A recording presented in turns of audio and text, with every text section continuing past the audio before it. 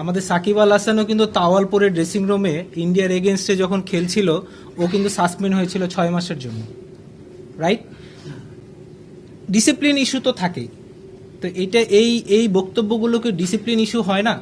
যে উনি একজন গার্জিয়ান হয়ে ক্রিকেটের এত বড় একটা পদে উনি বসে উনি প্লেয়ারদের ছোট করছে, এটা তো একটা ডিসিপ্লিন ইস্যুতে পড়া উচিত।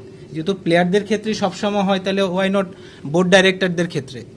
এখন এখন আমি তো মনে করি পুরোটাই ক্রিকেট বোর্ডের দায় নিতে হবে, কারণ উনাকে নিয়ে কিন্তু কিছুদিন আগেও আমাদের একটা প্রেস কনফারেন্স করা হয়েছে। উনি যেই ওয়ার্ডগুলা ইউজ করেছিলেন, উনাকে তখনই আমরা একটা সতর্ক বার্তা দিয়েছিলাম যে এই ধরনের কথা না বলতে এবং সরি ফিল করতে। উনি যত দিন গেলে তত আরো ডেসপারেট হয়ে যাচ্ছে।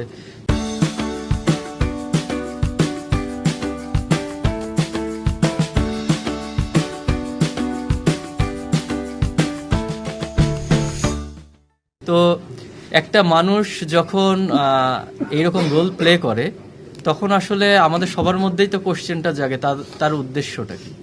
আমরা আসলে খুবই কনফিউজড যে উনি ক্রিকেট বোর্ডে ডিরেক্টর হয়েছেন, এসে উনি কি করতে চাচ্ছেন। আসলে আমরা কনভিন্স না হওয়া পর্যন্ত তো আমরা খেলতে পারি না।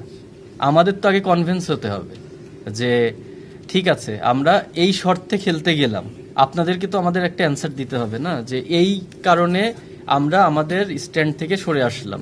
তো ওই রকম কোনো তো আমরা এখনো পাইনি।